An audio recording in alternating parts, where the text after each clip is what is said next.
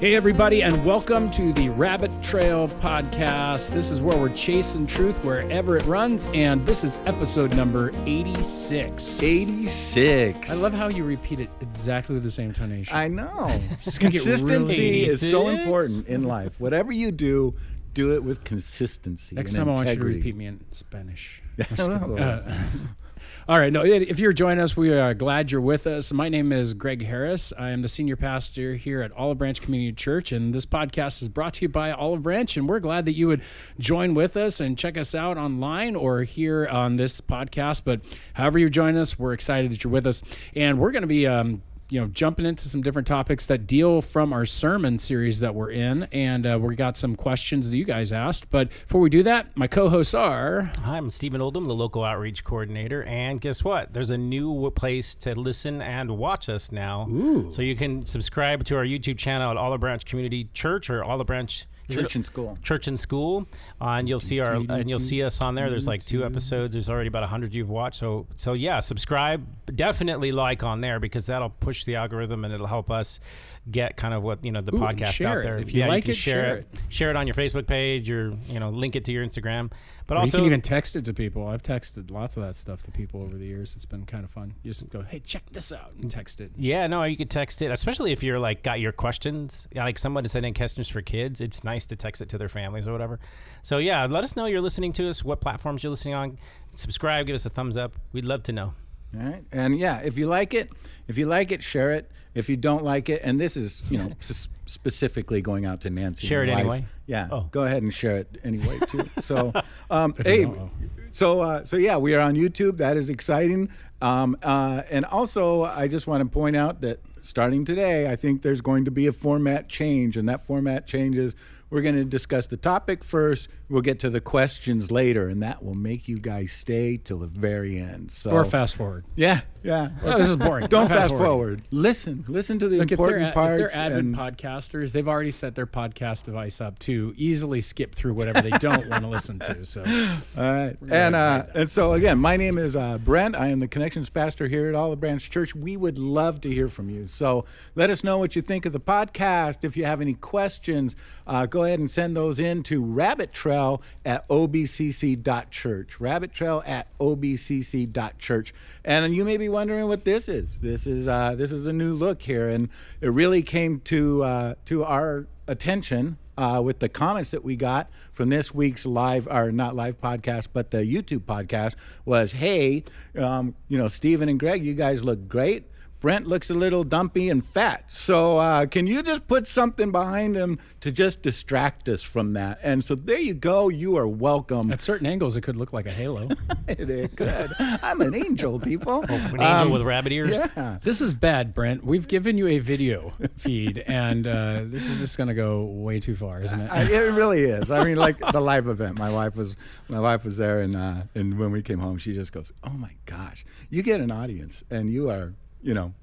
You're out of control, and yeah, that is true. And I do feel like I am a little more out of control here than I was just on. And when you mean audience, you just mean like another person, right? I just mean, hey, you know what? I am the circus in my own life, and I'm here to bring it to everybody. I'm the musical in my own life, so you hate that. So oh yes. It is funny. You like musicals. I hate musicals, but I love you. I love you. So it just goes to show. I just think life is a musical. Everything needs to be turned into a song. It just goes to show. It's about character, not about interests. So, boom, chakalaka. So, we are going to get into this. We are in our spiritual growth campaign or series. Okay. We are in our spiritual growth series. It is on discipleship, and it's called the Jesus Spiral. So this week was called, what was it? I should be prepared, huh? Components of Growth, and it's about growing as a disciple, growing in community as well. First off, we're going to get into the questions about that, but one of the things that kind of just made me uneasy, I guess, was when I was looking at this Jesus Spiral series, I thought to myself, how in the world did they get that title past you?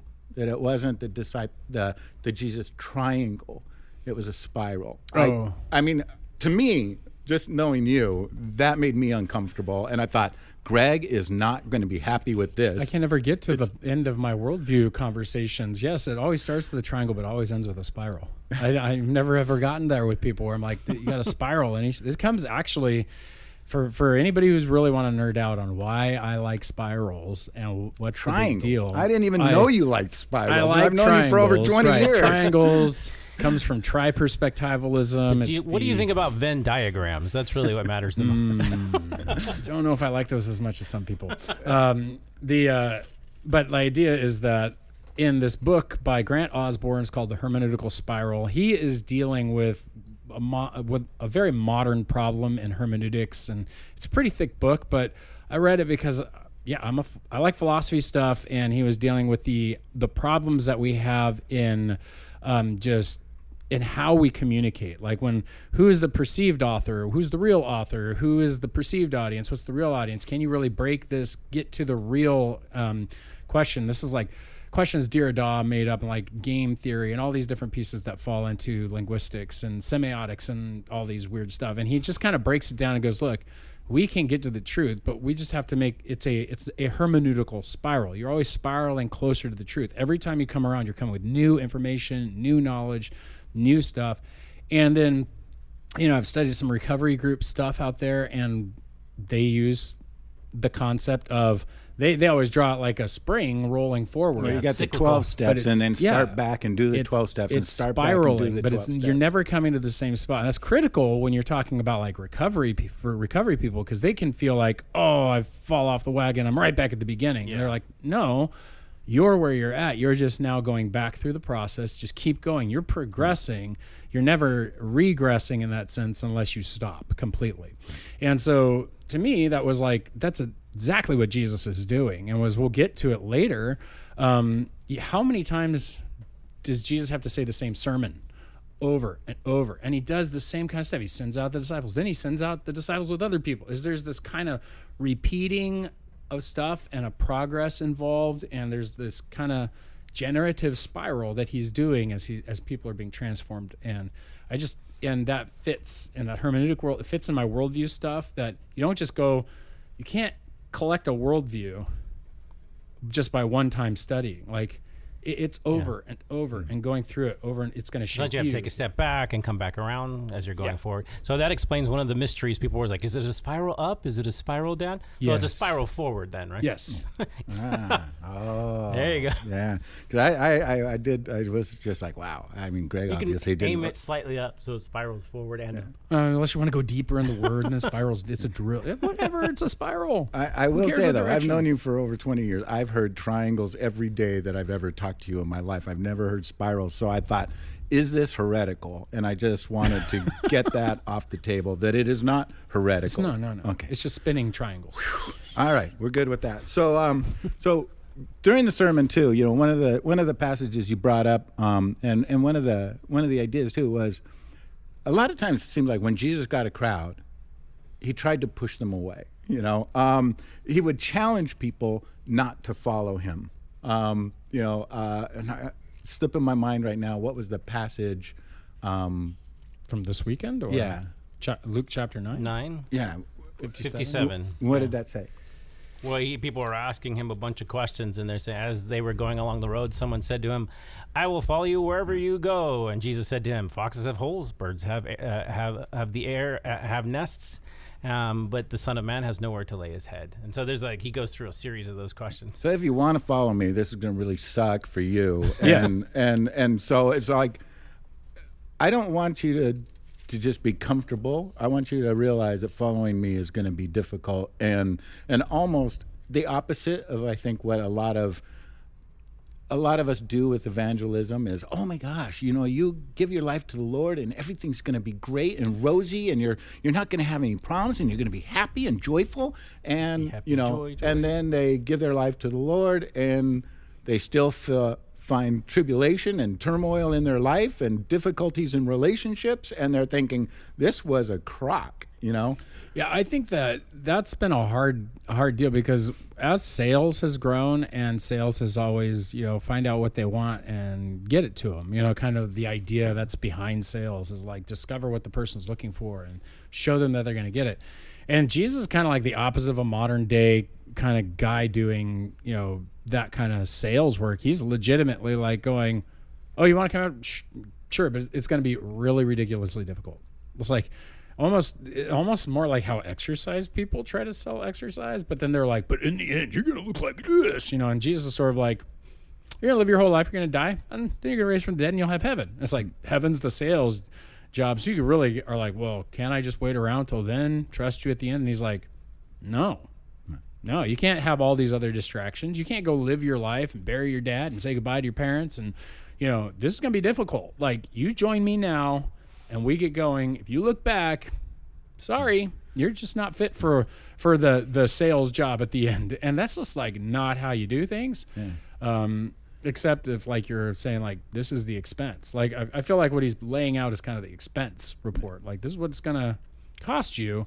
And he does it a lot. Yeah. Like, I mean, he did it, again with the, let the dead bury the dead, and just an move on. text, and then he did it with, the rich young ruler, and he do this. And he's like, if I've done that, and he's like, well, then sell everything and give all the money to the poor and come follow me. And it's just like he's putting roadblocks in people's way of just having this, this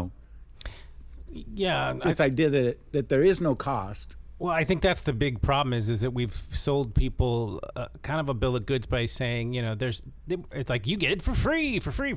Everybody come, you're going to get this awesome heaven free. And I think that's not the approach that you always see in the scriptures. It actually asks you to count the cost oftentimes. So like I'm thinking of Luke where he says, suppose you want to build a tower. Won't you first sit down and estimate the cost to see if you have enough money to complete it? And they're talking about a foundation and building the foundation. I think sometimes people aren't looking for something cheap. They actually are looking for something that's meaningful. And sometimes the meaningfulness means I have to change my life, and it does come at a cost to me. I have to lay down my life for give it up, my choices, my freedoms.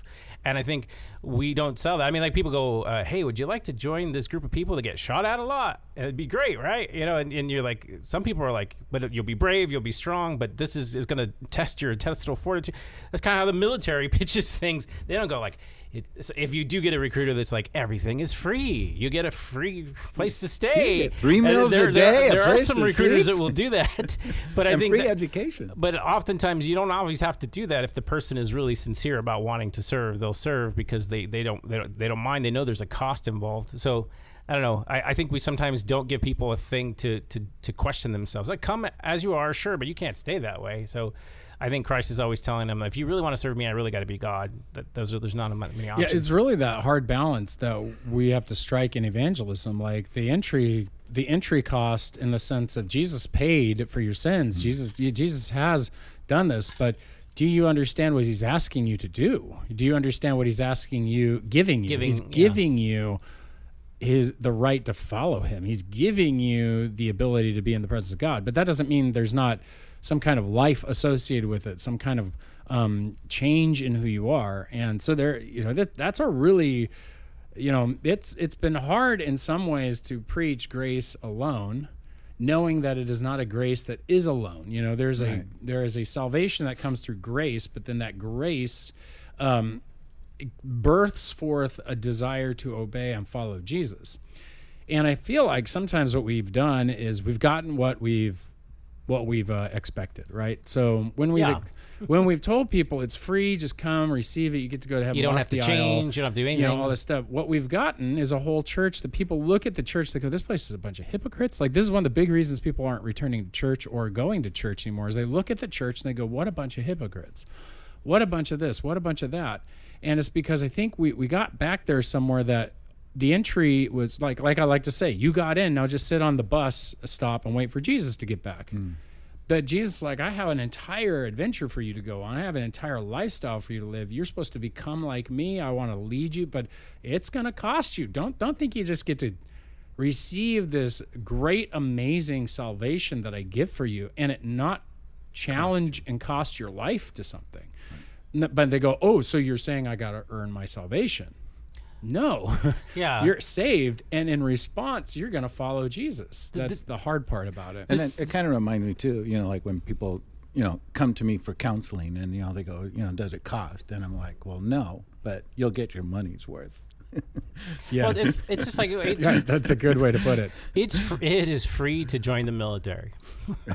But it costs. But it costs you everything. You have to give up your old way of living, and I think it's the same. It's an allegiance pledge, and it's given out of graciousness. Someone is giving you, in the sense of Christ, he's giving you a new life, a new way to live that you act out, and you know this is better, but it's not without its cost to you. And so I think that's the difference to me. Dietrich Bonhoeffer, who knew something about the cost of he wrote a book called The Cost of Discipleship, based on the Sermon on the Mount. And he called it cheap grace. He called it the idea that you just get to be saved and Be yourself. And be yourself. And he's like, no, there's an expectation of holiness, an expectation of transformation, an expectation of character development, an expectation of community living.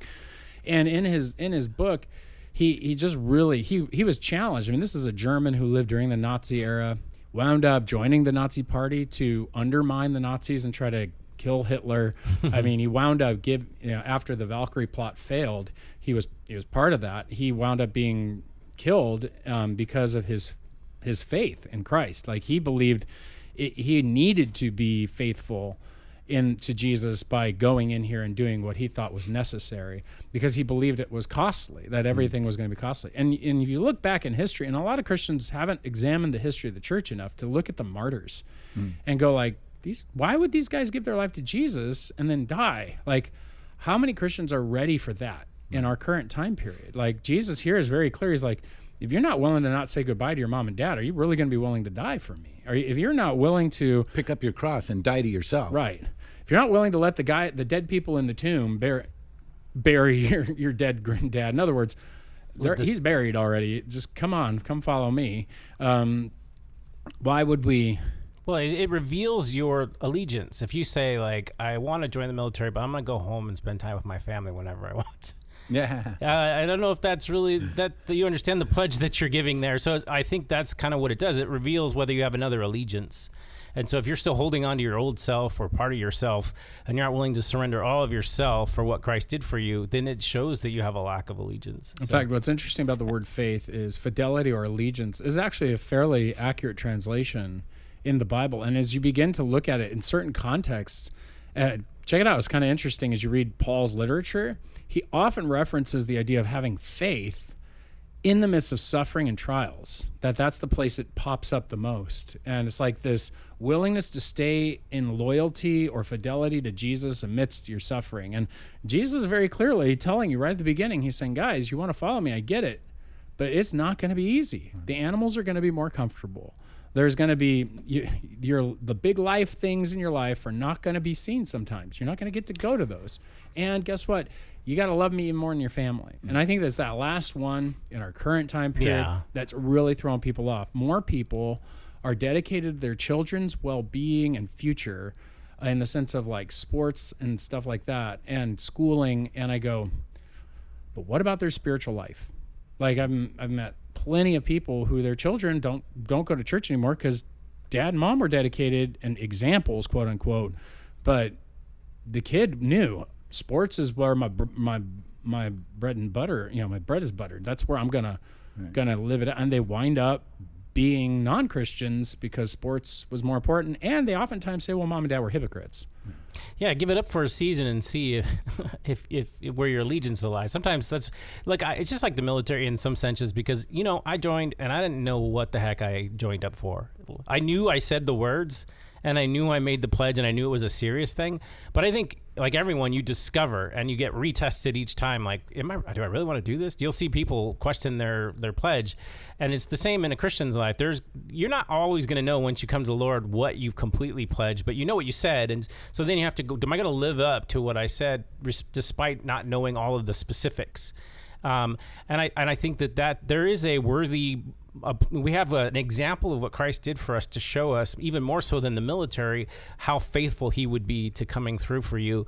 And so that's what I love, is the fact that I don't just have like this, this idealized version of something good or some kind of ethics. It's really a person showing me an example of how loyal he's willing to be to me, so that it makes it so much easier to pledge that kind of allegiance to somebody who spent it all. And I think once that pledge is made, then the sports opens up. Then the other things open up. Because I don't think you can't have your kids do sports, or you can't have your kids do music or dance or drama or education, homeschool, duct tape whatever. them to the wall. No, is the Lord leading in those things as the primary focus, or is that about your who's in control of your future? Is it your abilities, or is it the Lord? And what are we teaching our kids? What are we teaching ourselves? What do we believe about this?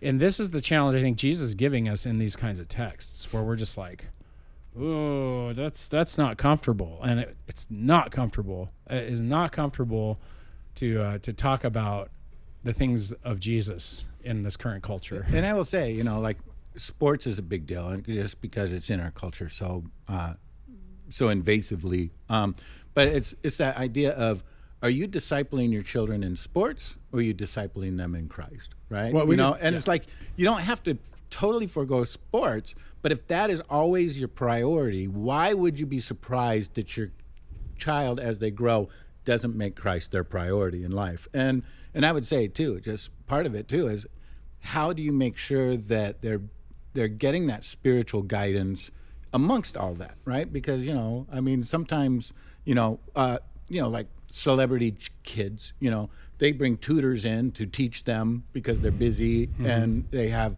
obligations. But when those obligations are there, they have tutors come in to teach their education so they don't fall off, they don't abandon education. And I think sometimes that's kind of where we fall in a society today, is give our obligations. We give our devotion, our passion, our priorities to this, and we kind of just abandon the other. And it's the same. I mean, let's just say, like, if your kids way into anime or getting into nerd world stuff, like, you do need to make I thought sure. we were just going to talk about sports. No, yeah, I'm making sure we get well rounded here. Thank goodness we hit a nerd topic. I thought we were going to stay on the sports forever. Like, because the idea is, like, I've seen a lot of kids who that turns into their own religion, because as Christians, they're not going in with Christ. They're going almost in. You've seen this probably. Yeah, no, I'm a big imbiber of pop culture nerd stuff, but to me, I think what's fun about it is you actually can use it as an illustration. What parts of this is not Christian, but especially when you're talking about Japanese culture, there's differences in Japanese worldviews, and Shinto religion, and seeing some of these ideas. And I think instead of like, no, nothing, stay away, sometimes you need to navigate people through things like sports. Like, people just inherently think things have virtue. Oh, at least he's reading, or at least he's doing an activity. And I'm like, yeah, but there are a lot of bad ethics in anything you do if you don't bring Christ into it. So I think even just the skill of being able to analyze art, or to kind of understand why you like something, what draws your heart towards certain objects and things, and what is it about, sports. I always ask people, what is it about sports that you like, and oftentimes people just like to be competitive. They feel it gives them an understanding of their measure, where they're at with certain things. But you can really base your self-esteem on that, and that's not really, I don't think, what a Christian should base their self-esteem on. And it's the same thing with other things, like, I know more than you about this topic that everyone loves. And so I do think that if you have kids, one of the things you need to do is just have them explain to you what they like and why, and have an open conversation about it, teach them through it. Finally, back to what you were saying, that this is about a person, because there's a third place that you can bring your kids and they can get so obsessed about it that they're not finding Jesus, and that's called church. Like, you can literally turn your kids into church kids, and they're getting their Awana badges, and they're moving up the ranks, and they're getting their stuff. And the bottom line is, like, so they know a bunch of Bible knowledge, but they're not loving, and they're not following Jesus. They just think that we can turn ourselves into little righteous Pharisees if we're not careful, because we don't grasp there's a person involved. And so when we turn it into an entirely knowledge-based faith, then we turn ourselves into a dangerous, dangerous set of people. The Pharisees were a knowledge-based group of people. They had lots of knowledge. They were scribes and lawyers, and these guys knew their stuff, but they didn't have a heart for the Lord. They didn't even see the Messiah in their face when he was there. That's my fear for the church. Yeah. In discipleship, we have become very often far too, and I'm not against the knowledge side, but it's become an almost only knowledge side, so that what you wind up doing is going through a series of books or a series of information, consuming the information, and I'm done. I'm discipled. And it's like, but are you doing it? Yeah. Are you living it? Is that? And I think that's the challenge Jesus is giving us. It's like, just come with me to come see what I do. Knowledge without action is worthless. Yeah, we separate some of these words. I would say if you have information but you don't know how it works in life, then you don't really know it. Right. That's how I would say it. Hey, come on, Mr. Hebrew over there. Well, and it's just because it's just so frustrating because people go, it's all head information. I'm like, yeah, but nothing in your head that you want in your head, you don't do without emotions. If you're just holding it in your head for information, it's probably because you have some pride or you have some, I like being smarter than everybody. That's an emotion, and it's tied to knowledge. So it's never just dead information in your head.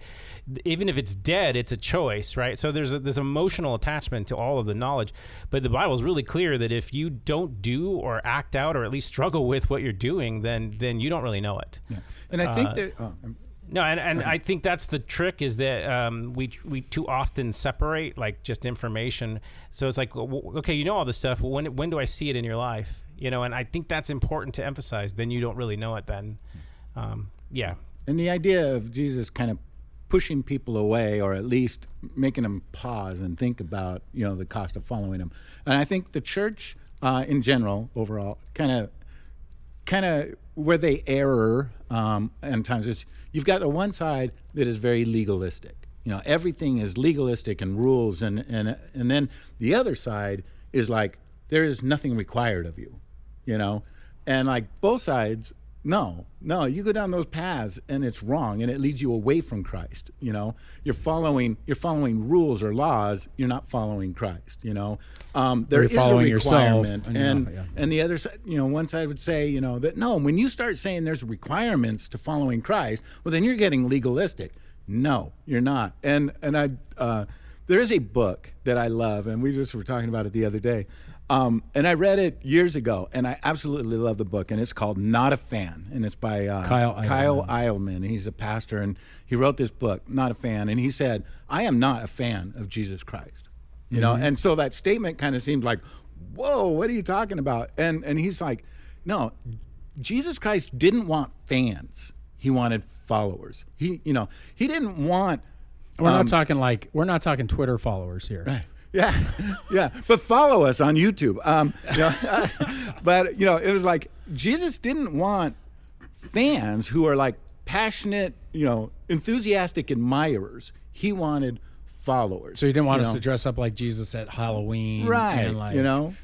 And wear stigmata and be like, I love Jesus, but he wanted us to actually. Yeah, and I mean, and he points to like sports teams too, getting back into sports, sorry. But, he's like, a fan, they feel like they're part of the team. They wear the jersey, they, say the right words, and they're probably, more passionate about their team than other people should be. And yet they're not part of the team at all. They are a fan of the team. Sort of like Star Wars fans, right? I'm going to apply it this way. Star Wars fans are fans of Star Wars, but they don't get to make it. And so they're very angry at the group of people that are taking Star Wars in the direction that none of the fans wanted to go. So they're like, they're followers. Well, some of them have stepped up. And you're just saying like the difference between a fan and a player, right? Someone who's in the game and has skin in the game. Same thing with fans for nerd stuff, because you can literally write stuff. Right. If you don't like the state of the culture, you can do something about it. You can participate in a different way of looking at it, and that would be not consuming. I think what you're getting at is it sounds like we have a lot of spectated consumers. Yeah. Yeah. And I will say it is a great book. I read it years ago. I don't remember when it was printed, but I bought it when it was pretty brand new. I read it, and I bought like 10 copies, handed them out to my friends. They were buying copies and handing them out. They were fans of Not a Fan? Yeah. Really, and kind of what you were saying about raising your kid in the church. One of the things he was talking about was this guy. He was in Texas. This big guy with a cowboy hat and a big belt buckle came in and was talking about his daughter as she was getting older. Has kind of walked away from the faith, and Kyle's like, as a pastor, I've heard this story. I could have finished it for him, but at the end of his his lament about his daughter walking away, he said, but you know what? I realized we raised her in the church. We didn't raise her in Christ, you know? And it was just such a powerful statement that, you know, okay, yeah, we, you know, again, like we were part of Awanas. We were doing this. We were, you know, we were involved, but you weren't involved in your relationship with Christ. And that's why it waned as she grew. And so what does that look like then? I mean, I know how I think it looks, but how have you guys seen people be, you know, part of the church culture, but not necessarily part of Christ? I mean, what does that look like for people when they're in that situation? What are they doing? I think it's this movement that happens from you're going through elementary school and you're going through Sunday school. And so you know all the stories of Jesus. And so when it finally comes to like your junior high years or your high school years, we're going to start owning it. It's like, well, I know those stories. And you answer all the questions correctly. And you're sort of like, you can tell, like, have you met Jesus? Like, do you know him? Do you talk to him? Do you know, oh, well, I pray, but it's like, there is this form and roteness about it. There is this, I say the right words, I do the right things, I go to the right stuff. In fact, I could be a little Hermione Granger and raise my hand and know every answer. But there's just a disconnect between, like, you don't have compassion for a sinful person who comes in the door. You're ready to judge them on sight. You want to, this is your youth group or your thing. And when you see this in volunteering, you're like, whoa, time out. Where are you at? Like, is this an organization to rise up the ranks in, or is this something that is about people knowing Jesus? Like, if you can't sit down as a diehard Republican and try to evangelize a Democrat and be okay that they may stay a Democrat but receive Jesus, or vice versa, a Democrat who, you know, talk to a Republican.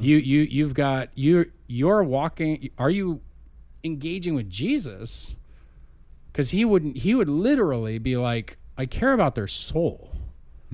I care about them knowing me. We'll take care of the other stuff.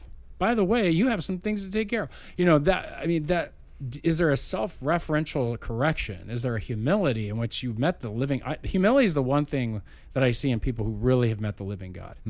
It's not their theology, and it's their ability to just go, whoa, you know, Jesus just showed me I stink. Like, I'll give you an example. I had a situation happen about 6 months ago, and a mentor of mine kind of did some things that was just really bad, like really put my family and me in some serious jeopardy. And I finally went and talked to him a few weeks ago. And before I even sat down, the first words out of his mouth was, the Holy Spirit's been wrecking me on this. And he just went straight into this apology. It's like, okay, that guy knows God. Like, there's an ability to see your own heart when you are being stupid, and you're just like, oh my gosh. Like David. And yeah, totally. Versus Saul, who just keeps making excuses. Oh, I did the right thing. See, I'm doing the right. That's religion. The other one is truly a salvific moment in which you are. And so how do you walk your kids through that? I think it's a matter of just helping them come to know Jesus, wrestling through their sin, not allowing them to hide. You not hiding your sin, showing how you go through those things, inviting them to receive the gospel, these kinds of pieces. Yeah.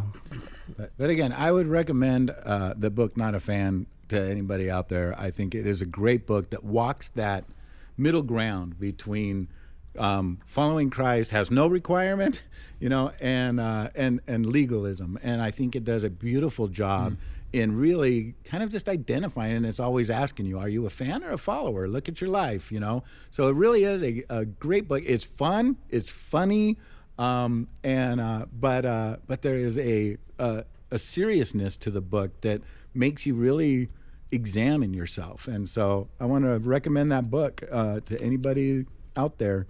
So also, since we're talking about discipleship, what do you think is the biggest hindrance to discipleship today? You know? Oh, I think you nailed it. Like the struggle between consumerism, which is I can take this and there's no price, and legalism, which is I need to enslave myself to these rules to make God happy with me. And I think that is the biggest hindrance. So what happens is a curriculum is taken one way or the other. Like, we get these curriculums, which is like what I don't want done in this series is we turn it into a curriculum. I want it to be a philosophy. Like there's a difference between a curriculum and a philosophy. A philosophy can go with you wherever you go. And what I'm hoping is that we get this idea of loving, living, and sharing Christ that becomes this ever-growing, transformative process versus hey, I did love, I loved, and I lived, and I shared Christ. Okay, I did the classes, and I got some knowledge. And if I didn't do my quiet time today, and I didn't reach somebody for Jesus, like, okay, that's not what we're talking about over here. It's not like, and we're not talking about like just I went through and ate it and it was good and left the plates with full mashed potatoes on there. So I think that for me, like that's one of the big things, those two pieces. How about you? What do you think is the biggest? Would you say the biggest obstacle? Hindrance. Yeah. And let me ask you this. I mean, I feel like to a large degree, a lot of discipleship isn't going on. So do you think one of the big hindrances in today is people aren't seeking it out, saying, I want to be discipled? Do you think that people aren't stepping in saying, I want to disciple people, or is it just a unwillingness, to go through that process? Oh, to me, I think I have a hard time getting past the fact that everybody is so used to having comforts that it gets in the way of wanting to do any kind of sacrifice that seems difficult. It's almost like there's a homeostasis that we really like. It's very comfortable, and if someone starts to come in and ruffle my feathers, then I'm going to get really angry. And that's where I think I see the legalism, where someone's like, I'm very comfortable now. I'm getting fed. I get my Bible. But you're like, you've been being fed a long time. Who are you feeding? And they're like, whoa, hey. I don't want to have to deal with people who are at a different level than me. They're just compromising the faith. I'm like, well, you're not sharing it. So we need to bring people in to share it. And so I see this level of, I want a thing for my community, but I don't want other people messing up my community. And you're like, you messed up the community when we all mess up the community when we join. It's a community of messed up people. So you have to be okay with that uncomfortable feeling of having to deal with people who don't think correctly about the Bible or think differently than you or challenge your own thoughts because you may not be thinking correctly. And so I think there's this expectation of comfort that just, I want to be around people that are like me. And if I don't get it, I'm going to go. That bothers me a lot. And the other thing is everyone thinks they have to expertly manage something in order to teach it to someone else. And I just don't see that as like, if God taught you something, I want to know it because he didn't teach it to me. He taught it to you. I can't know what you know. And I do think purposely God puts, it doesn't matter what level you're at, God gives you a certain amount of grace to share with other people that they just don't have access to. Yeah, Andy Stanley does just say, like, just pour out your cup. What you've got, pour it out on, and that's where we kind of use that terminology, but I agree. Like, I think a lot of people think they got to have it down, experted, and it's like, that's why it's a spiral. You're somewhere on a journey that goes on forever. Like, you're now at the end forever. You're not Jesus. Jesus is teaching us, and he worked with all of us, and then he sent out imperfect people to go do it again and do it again and do it again. So I do think that there is just a sense of like, yeah, I think there's a fear in that. But then that's kind of interesting to me because sometimes the most discipled people that I know are the ones that are like, well, I did my ministry. I'm good, right? Mm-hmm. I can go retire now and like done. It's like, but I didn't know there was a point which you stopped being a disciple till you were dead. But I think that's a challenge to people who are considering retirement. Like, are you retiring to something, or are you just done, and kind of wanting to cruise and relax? Not against cruising, Brent. But it's like, and they can get really upset at the younger generation. Like, what's wrong with these guys? And it's like, well, there's a huge gap between you've got to set up. And I just like, and we mentioned this, and I'm probably going to tick somebody off, but that's the nature of this series, right? Like, I think the baby if you ain't ticking, you ain't trying. I think the baby boomer generation needs to stop for a second, look at themselves, and say, wait a minute, we're called the parents of the latchkey kids. They're all running off, doing your work, doing the stuff, and kids were coming home alone with their keys around their necks, watching. I know so much television, it's ridiculous, because that was the primary thing. And I get it was the nature of the beast in the 80s and the 90s, and that's kind of how things happened. But I don't think that means now when you're finally retiring, you get to do it again to another generation. Like, we need your knowledge, we need your spiritual insight, we need you guys as disciplers. There has been a lot of evidence that if the generations of, like, if you're 60, 70, 80 in that age group, and you'll take a college student with you, and begin to disciple and train them, that college student will likely stay in the faith and grow like crazy and become a productive member of their whatever job, work, or church they're in. I mean, the value that the baby boomers have right now is just ridiculous. I'm just like, please don't retire to Florida. Please don't go get into a community where you aren't engaging with the younger generation because you're done. No, this is the prime time of your greatest influence. Like, don't latchkey kid the next generation. Like, get in there and invest. Otherwise, the millennials are going to disciple the next generation. Yeah, that is just I'm just kidding, millennials. I'm just messing. I'm a Gen X guy, so whatever. We don't care.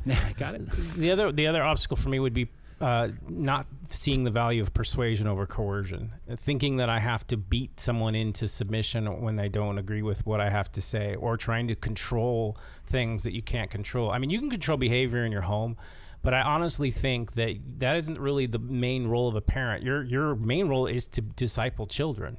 The reason why you have children is to disciple them. And somehow I lost sight of the fact that that we often just assume they're Christian. And I think you constantly have to keep discipling them. It's like you always try to convince yourself, like, that they're not when they're about 5 or 6. There's like a self-centered. They're my little pagans. You're a heathen dog. My little heathens right here. But once they start pleasing you by knowing what behaviors make you feel good and make you feel like there's peace in the home, and then when you see them when they're not outside, it's like, I really don't feel like a child comes into their faith when they don't have you, when they have you no longer around, and they still choose to do the things you taught them. And that's only first time then they're independent and free to make a different choice than the one you gave them, that you actually think that they're actually following your discipleship. And if you're blocking everything and you're stopping all these things out of fear, and there's never any kind of resistance to that, then I don't know if you're discipling. Jesus sent his disciples into the world, and they were into Rome. They were in occupied Rome. And so, so to me, it's not a safe world. He sent them into Samaria. Yeah. Like, they hate, that'd be like, honestly, that'd be like sending a black evangelist into the South just after the Civil War to just, from the North, like a freed black. I just be like, what? This is going to be dangerous and crazy. They hate you. Like, that Jesus didn't send his disciples to safe places. Well, I fear for some people, because they went through all of school, they went through all of church, either homeschooled or private school, and they've never known non-Christians at all. They have no frame of reference because we've shielded off any friends that could possibly have different ethics than us. We've created an environment where they hear about it on TV, but they actually haven't encountered or had friends with or even had an affection towards someone who wasn't Christian.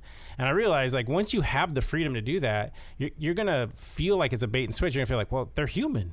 They're not just evil demon monsters running around. Right. They're like, I like this guy, and my mom told me never to like them. And you're like, you have to work through that when they're younger to show them through the example of how you love someone that's, having problems or doesn't think the way God does, and how you treat them and why you want a Christian. Because I've just seen it in their 20s. As soon as they're free, they'll date anyone because they have more in common with them than they thought. They never really encountered them at all. So now, I know, Greg, you were talking about, discipleship's kind of just pouring out your cup, and you can do that wherever you're at. Like, even if, I think it was Andy Stanley too, just said, even if you just gave your life to the Lord yesterday, you have something to pour out of your cup. Hey, this is where I was, this is where I am, I'm grateful, and boom, that's pouring out your cup. But really, what is discipleship? How would you define that? Is it teaching? Is that really what discipleship is teaching somebody? And if so, what is it that we teach? No, I think it's apprenticing. It's a life of apprenticing. Like, I think you're going to have people who will walk along with you to help you on the beginning of the journey. But hopefully what we're giving you is a philosophy of following Jesus. And Jesus disciples you.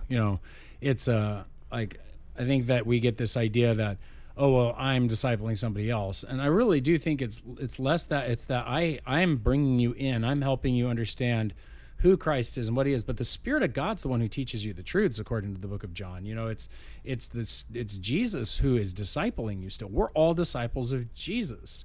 And so there's a sense of we need to help you, equip you. Like, that's the job of pastors and teachers and evangelists and those, to equip you with the Word of God so that you can know what Jesus is teaching you, and then it help you obey, and then we're working together as a community to build one another up, Ephesians says. So we use our gifts and we encourage one another forward. That's all discipleship. Discipleship is not a program of information. The programmed information is really just our attempt to help equip you with a ability to have a lifestyle in which discipleship is working, and Jesus is now discipling your heart and your life. I think if you're leaning on only somebody else and they're not aiming you at Jesus, that is far closer to, we're walking closer to some danger zones. I think that you need to follow Jesus, and we have the Word of God. My job is to help equip anybody I'm going to help guide and lead into this faith and disciple in that sense. But my hope is to launch them so that they are living out the following of Jesus themselves in what they do. So in that case, I think that's what discipleship is, following Jesus. Yeah. And what does following Jesus mean? And I, again, when I'm talking about teaching and teaching them to follow Jesus, I'm looking at the Great Commission, right? Go therefore and make disciples of all nations, baptizing them in the name of the Father, the Son, and the Holy Spirit, and teaching them to observe all that I have commanded you. Mm-hmm. So it kind of seems like discipleship is teaching, right? Teaching you everything that God commanded you. Making a commitment in baptism. It is teaching and obedience. Why did you just drop observe? It's not like look at it. No, right. It's learn what he taught us and do it. Right. That's discipleship. Well, that's called following Jesus. Following Jesus is learning, hearing what Jesus says, and doing what Jesus told me to do. Knowledge with action. Right. You cannot be discipled without, and we'll get to that. That'll be when we hit a sermon here coming up called The Foundation. Okay. And then we'll go all over obedience. We don't need to cover that today because it's coming. Cool. Well, in your passage in Luke 9, people neglect the fact that it says they're going along the road, and people are coming up to him and his disciples, and then can I go away and then follow you? The physical act of saying, like, I want to follow you, but I got to go away, is the picture that I see. And he's like, what do you mean? Are you going to follow me or are you going to go away? And I do feel like people go, I want what you have, Jesus. And God's like, you have to drop everything and follow me. And it's like, you have to walk with him, talk with him, understand his people, hang out with him, and then you have to do his instructions when he commands you. Become like him. Yeah. So I like the walking language here because because I think that's the best picture of discipleship. When you take your kid to Disneyland, they walk alongside you to experience the park, right? If they go off on their own, they're lost. And so until they're the right age. Until they're the right age where you can let them go and watch them from afar. You're not ever gone, but you're there in their presence, but they do, so it's very interesting to me that this walking language is and then eventually God does leave and goes, now you walk as the example, and I'm giving you my spirit that's walking with you.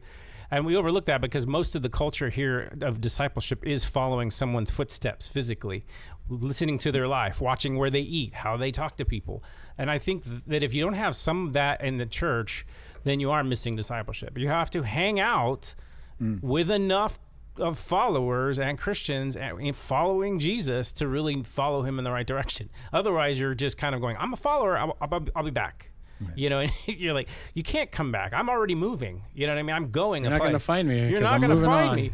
Yeah, and so that's the thing is you have other priorities, and I think that's the thing you want to watch out for in your life. Are there other priorities, or are you following? And you were talking about the walking and following, and I really like the imagery of the church being the bride of Christ, right? Because again, you get married, right? And there is a fact that this is going to cost you, and your spouse will let you know what it's going to cost you. It is going to cost fidelity to me and me only. It's going to cost doing life with me. Yeah, sacrificing things that you want to do, for the betterment of the relationship and me as well. And so again, we don't sit there and go, no, I want to marry you, but I don't want there to be any rules or any requirements of me in this. I want to just continue doing what I've been doing. And it just doesn't make sense when you look at it that way, right? Yeah, because he's like, I'll follow you wherever you go, but I'll go wherever you want to go, but not now, not right this minute. Do I have to live with you? Do I have to? But I want to go bury the dead. Like, because you're gonna follow me, or you're gonna bury the dead. Well, I'll live with you, but I don't want to marry you. Yeah.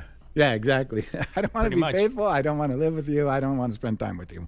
I mean, unless, she's a sugar mama, then, I'm just kidding. All right. So this talk about discipleship and everything kind of leads right into some of the questions that we had. And I thought the first one is... You got a question? We got a question. Yeah. Oh, we got a question. We got 5 questions this week. So it was really exciting when I looked and saw 5. I'm like, wow, cool. So one of these... 5 to yourself? 5.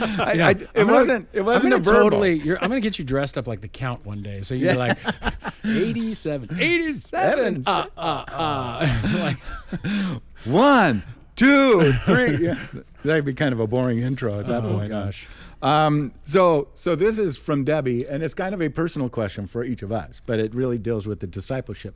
She said, for all 3 of you, who has impacted your spiritual life the most and why? So start with you. Yeah, you're looking at me, so I guess we'll start with me. Well, I mean, it's going to sound like a trite answer, but to me, it's really my mom. I think we underplay the value of the discipleship that we learn from our parents. Oftentimes, when we're really young, we go, "Oh, well, it's not the same." I'm like, there's no more vital time in a person's life than when they're a child to be counseled by their mother in the ways of the Lord. And so for me, it was this development of her sharing these she had a green little book with a little girl with a sunflower on it, and it was Bible stories, and it was illustrated, and we sat down, and I was like, I really love this book. These stories are amazing. One of my mom's favorite to this day is still the Moses story. And so she watches the 10 Commandments. It's all of us, me and my sister and all of the grandkids. But just the idea that she loves it and she's sharing it, and the fact that when she, took us to church and said, this is the way you're supposed to live. But to me, I can't think of, I've had men and different people in my life, but I think it was just that love that you get from that relationship kind of fosters what I feel the Lord's trying to get, And so even the word for compassion, is as a baby in his mother's womb in Hebrew, that's the word for compassion. There's nothing more closer. So I just want to say, to all you moms out there, you're discipling your kids is one of the most valuable things for society, but for the kingdom of heaven especially. So for me, that's I always go back, and Mom always took us to church. Mom, even when she wasn't even going, we were still going. So to me, I that's the anchor for me. So, Greg, past you. You passed me. Oh yeah, I want to hear you first. Okay. Well, who is the most impactful of my spiritual life? And that would be 2 people. One would be, I didn't grow up in a Christian home. It was a good home. It was a moral home. It was not a Christian home. And so one of my friends in one of my classes, I had a conversation with after school. He was waiting for his mom to pick him up. And, and I was cussing and I said the GD word, and he's like, don't, I'm like, why? And he goes, because I'm a Christian, it offends me. And I'm like, I'm a Christian too. And he's like, no, you're not. And I'm just like, and I was not. I was not. Let's just get that out of the way. And I was just like, no, I believe in God. And he goes, even the demons believe, and shudder. They're not Christians. And it was that moment that I realized, oh my God, I'm a demon. Oh no. Yeah, literally though. I felt my countenance just fall to the horns floor. pop out of your head. Yeah, and You're Moses. So if it wasn't for him, I don't know, if or when I would have given my life to the Lord. So he was an integral part of my walk, in the fact that he introduced me to what it means to be a Christian. I didn't have mentors or a model in my life of what a Christian life looked like. And so he kind of took me under his wing and just, kind of coached me as to what it looks like to be a Christian, and kind of introduced me to a lot of stuff, started getting me to go to church. And so very impactful person in my life. What was his name? His name was Steve Hook. Oh, okay. He's an amazing guy. And love him Thank you, to death. Steve. Yes.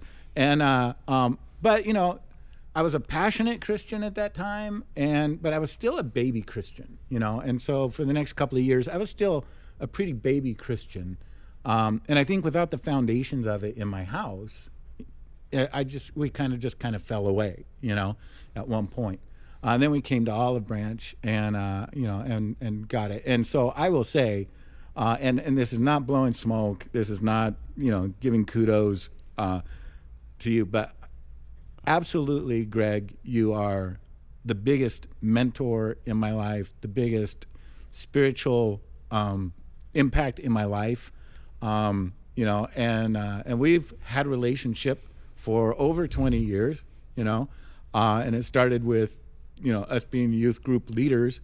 And really, I think one of the things that really exploded my faith was that conversation we had, and it was, again, 20 years ago at least. And I don't remember what I was struggling with theologically, and I'm just like, no, I need to shut up and believe it, And my the way I felt was, if the church is saying this and the Bible is saying this, if I don't believe this, I'm out. Then I'm going to hell, or I'm leaving. There's something wrong with me. And so I was just like, I know, I just need to shut up and believe it. And you were like, no, doubt is your friend. Doubt should drive you to seek the truth. The truth will always confirm the truths of God. So it's going to strengthen your faith, not destroy it. And I was just like, I never even thought the idea that you could wrestle with your faith. You either believe or you don't believe, and if you don't believe, you're going to hell.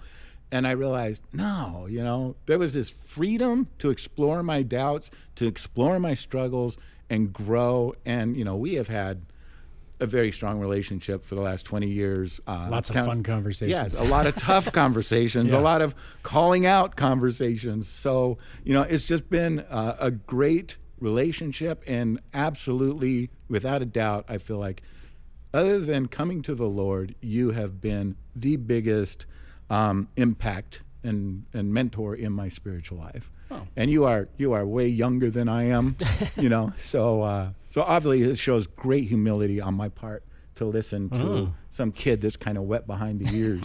But thanks, Brent. Yeah. That question has been vexing me all day, and just like, I can't pick one. Like, I had a nominal Christian home, so it was like, it wasn't really, my mom obviously is the one who brought me to the Lord, but it wasn't even like a gospel presentation. It was more like, hey, you got baptized when you were 10 kind of thing. It's like, remind you kind of stuff. And so when I have to start probably with Doug Hewson. He was the first one I ever went into like an apologetics class for at Crossroads. Yeah. He woke me up to this, like, like similar kind of thing. You can ask questions, you can do this stuff, you can get engaged, you don't have to be dogmatic about this. Whoa, what is this? And he would ask pointed questions here and there. And I'd watch it just to love the Lord and just, do things. I got discipled by a guy named Dave, but that was kind of like the curriculum kind of stuff. And probably so I always like put in like, my mind was discipled by Biola. Like, I really think that what happened was my heart was discipled by Crossroads. I learned to worship from my friend Kevin Stickney, who couldn't sing a lick, right? And could not sing, but he was on his face worshiping in college groups, all out of tune, screaming out as loud as he could. I'm just like, that is truly a joyful noise. That is worship, right? Yeah. And that's why, to this day, I got to get on my knees. I got to worship like that. It's just, it was fused into me. And then, so my heart was discipled definitely at some level at Crossroads, and my love for the Lord. And then my mind was discipled at Biola, where I learned worldview, and Eric Tanis and Clint Arnold and just some really good guys. Really good. And Dave Talley was a Old Testament prof, took me under his wings, taught me, tried to help me walk through some demons and things that I'm working on, not real ones, but maybe. But well, if you hit Clint Arnold, you definitely hit demons. Yes, we did. And then I think that, like, the example of Teresa, since we've been married, has probably been,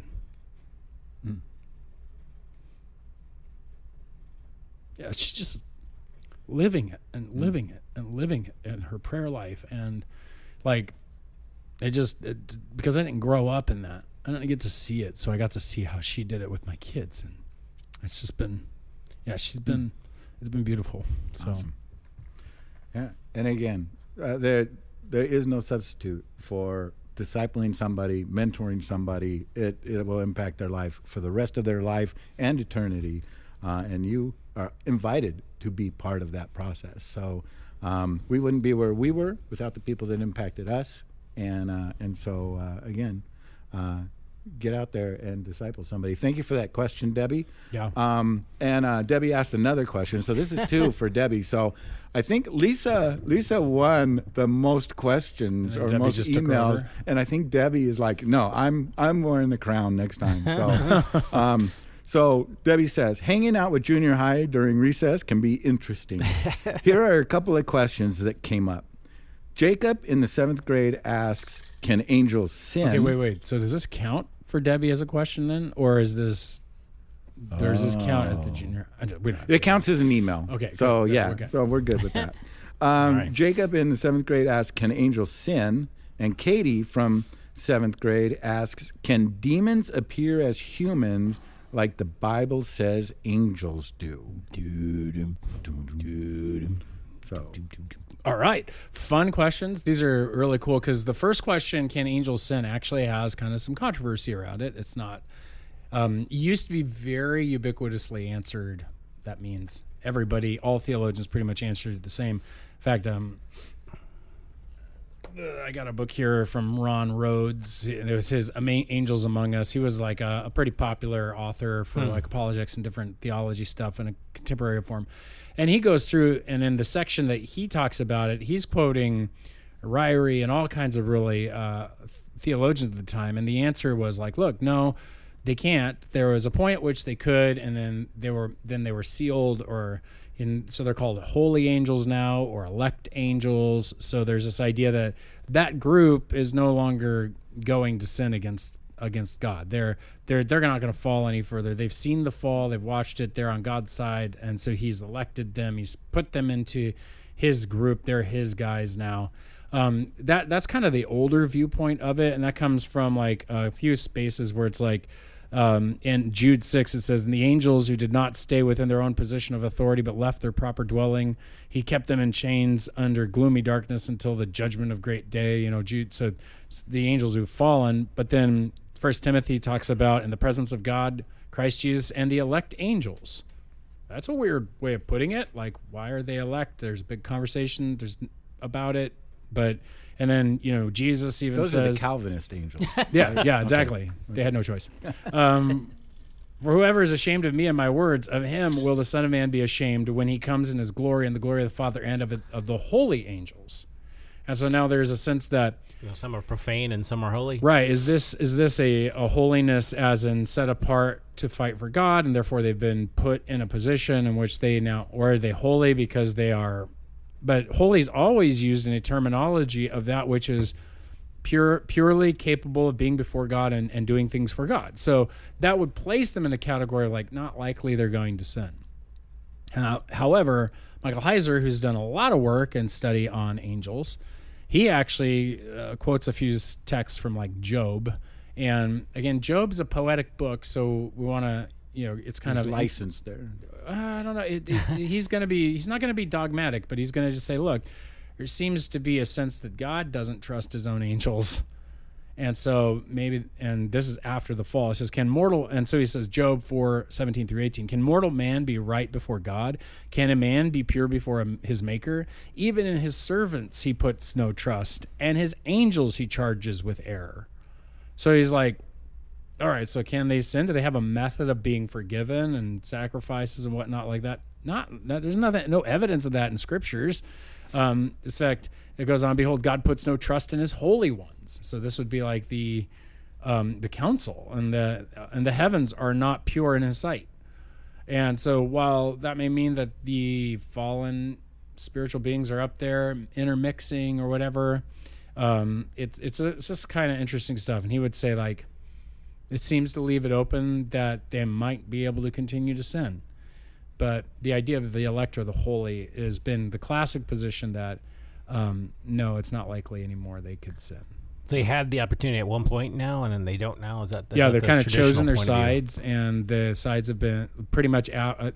I would say it's probably after the fall, after Babel, kind of thing. But it seems like those are all the bad ones already. So whatever happened in Genesis 6, whatever that looks like, that was kind of the final moment. The flood seems to be this moment where I'm done with all of you.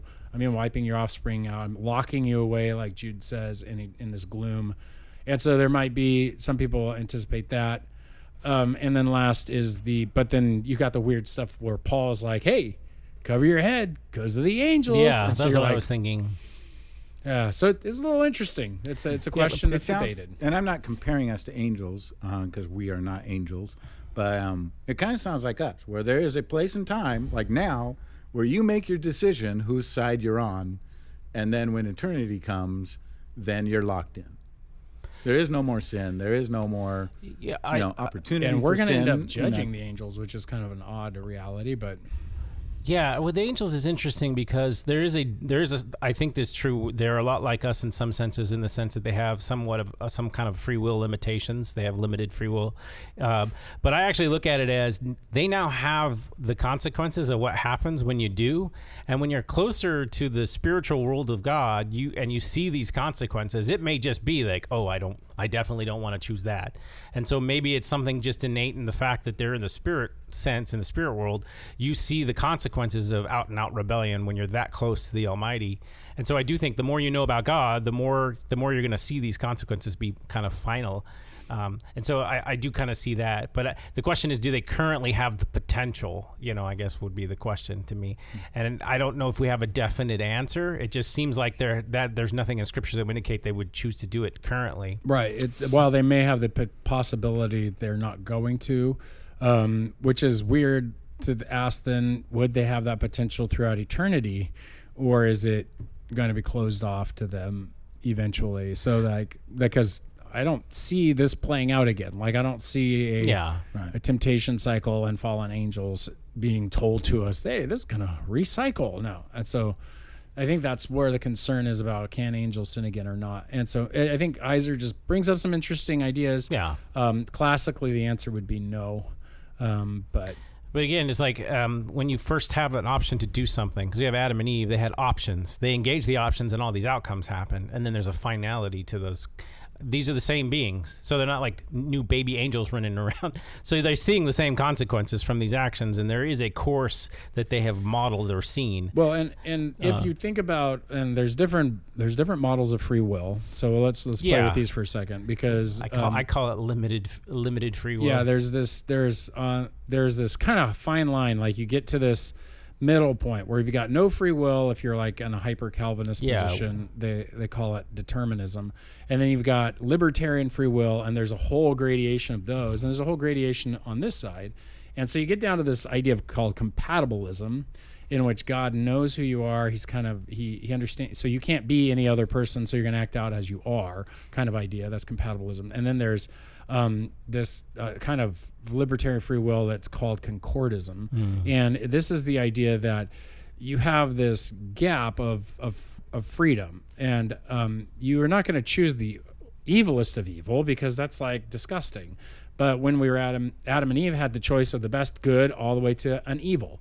And so they weren't tempted to murder. They were tempted to disobey God on a simple level. Once they did that, though, it clicked over. Was tempted to murder. Yeah, it clicked over. So now the free choices were, you have some like kind of not really bad stuff. It looks good, but then all the way to the really bad stuff. Like the whole good side, which is like before God, this is good, it is cut off. And so now you have gradations of this kind of middle. It's good, but it's not the ultimate good, because you're not doing it for the Lord anymore.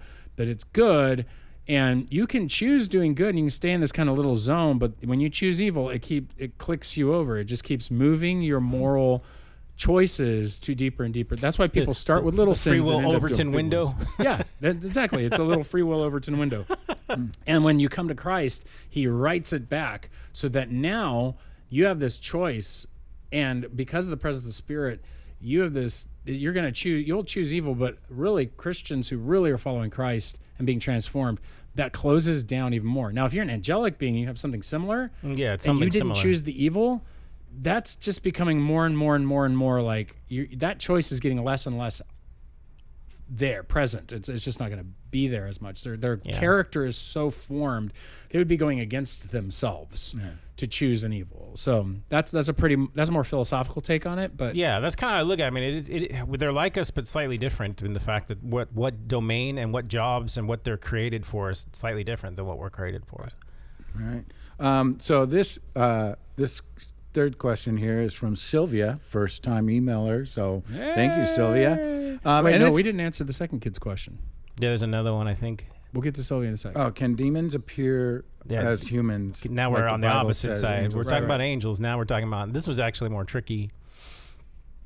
Can demons appear as others? So differentiation here for a second. There is a question of what exactly demons are. Yep. Whether demons are a class of spiritual being that is not of the same as a fallen, like The Watchers seraphim or a watcher, or there's all these cherubim, weird terms in the Old Testament about about evil spirits. A Tsar, a prince.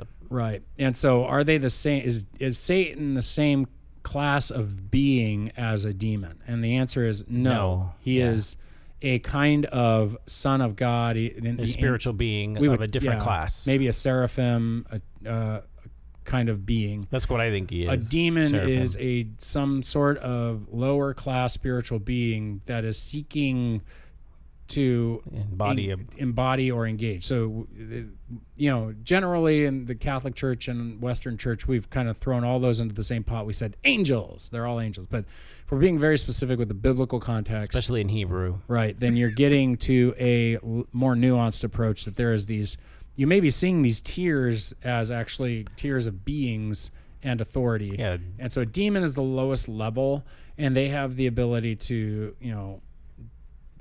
demonize the kind of things. So can a demon appear?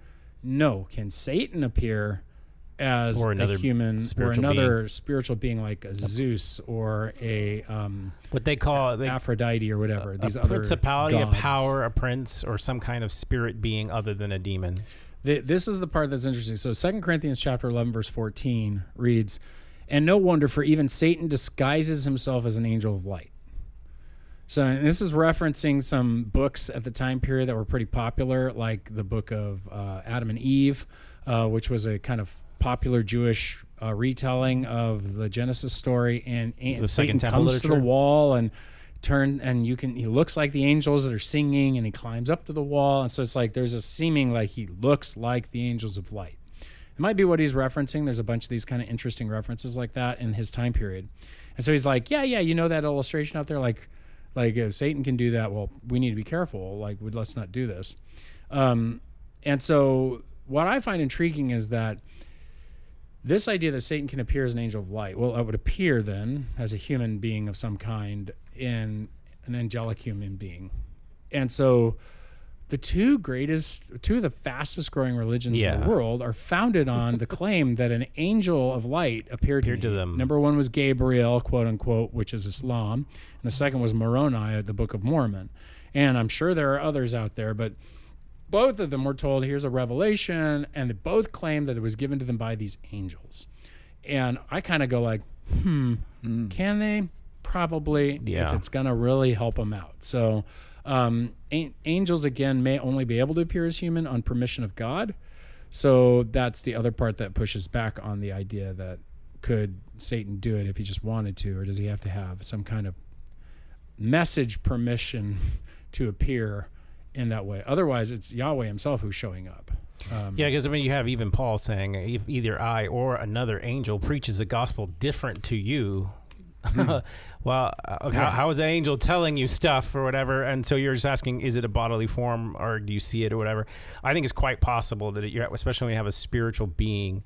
But it will say that, like with demons, that's a different class. They only seem to want to engage in a certain fashion. They don't seem to take on a form. They seem to be seeking out one.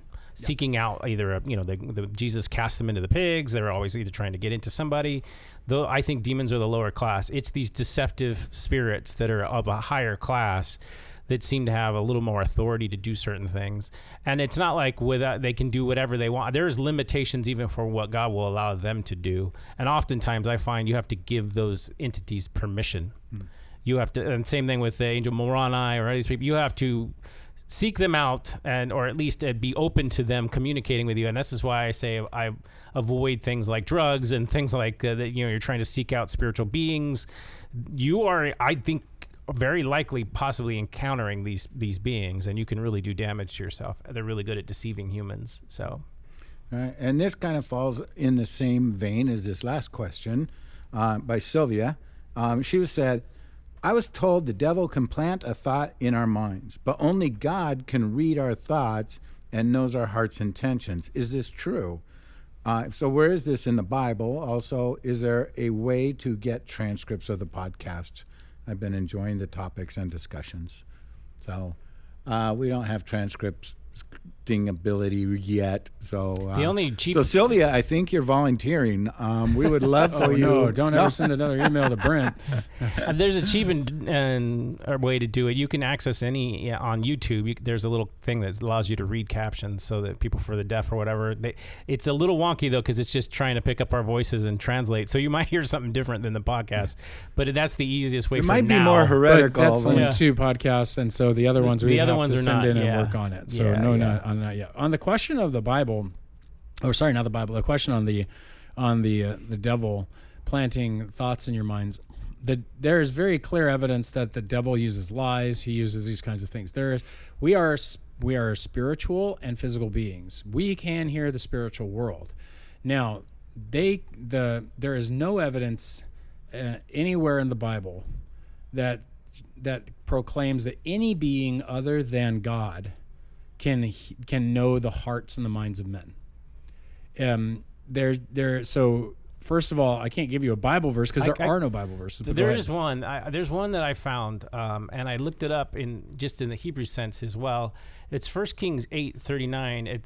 This is Solomon, and they're doing the temple, and the Holy Spirit shows up at the temple, and he's telling the people to each of their hearts. And so he says, "Then hear heavens your dwelling place, and forgive the acts and rendering each according to all his ways." So they're trying to clean your hearts. Those hearts you know, for you alone know the hearts of all the sons of men. There you go.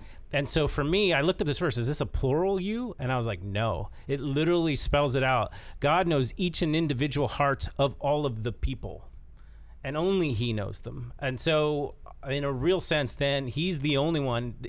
I don't even think we know our hearts half the time. No. God is the only being that the Bible seems to indicate that can actually communicate what to do in a group. So he's asking, Lord, please let us serve you. Please do the right thing. You only know each of our individual hearts, what's going on, and you alone. That's awesome. No, that's good research right there. Because I was like, Heiser was like, nope, there's no, and it's like the books I read. That's amazing. Yeah, because I was like, oh, this is interesting because that's the only verse I can find. There's lots of other verses where people in the Psalms are saying, only you know my heart, O Lord. You know the heart of your people. So there's a lot of that, but this verse is the one that was the most clear. And so, there is no indication that the devil can know. Now you go like, well, how do we know that they speak to our minds? It's very clear. He's a liar since the beginning. Well, he lies. They do implant thoughts and concepts. It's very simple, but it's not. Let's always tell people because the devil can plant thoughts in your head. That it doesn't require you to read minds to do that. I can do this to you now. I can put a thought in your head. Don't think of pink elephants. Don't think of it. Don't do it at all. I've put a thought in your head. And you have these beings that have been around humans for so long. They probably read faces incredibly well. They watch you. They know what you're doing. They know human behavior and temptation. The government's got to figure it out. Yeah, I mean, just think of the algorithm on Google, how much it figures out all your advertisements, all your needs. You have your device on your phone that's figuring out what commercials to send your way. You don't think the devil works very similarly or even worse than that to get you to do things you don't want? You're being influenced all the time. So that's how I feel warfare is that mental capacity. He can throw thoughts your way. Why the word of God is so powerful. Yeah.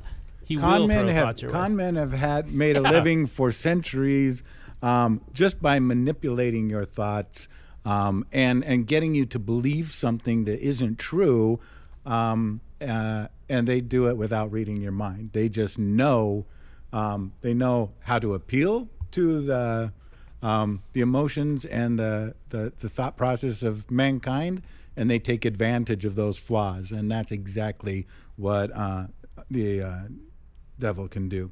So this should be a quick answer. Sylvia also asked, hello, gentlemen, which Bible version is the best to read for accurate translation, and why? And is there a good Bible app that you would recommend? So I got this one real quick. Think of a line of like a spectrum, When you mean accurate Bible translation, I would say all English Bibles are accurately translated. What's the purpose of their? But what's the reason? What's their methodology of translation? So if you want an easy reading kind of level, we would say the New Living Translation is like an easy reading. It's going to have a more interpretation because it's trying to bring it into the English in a way that would make sense. So that's going to always add some interpretation. If you want like a very wooden literal translation, your New King James Version, the NET. NASB, I like the Net Bible, NET Bible, or the Lexham English Bible. LEB is how that's usually and called. that's only found on the Logos stuff.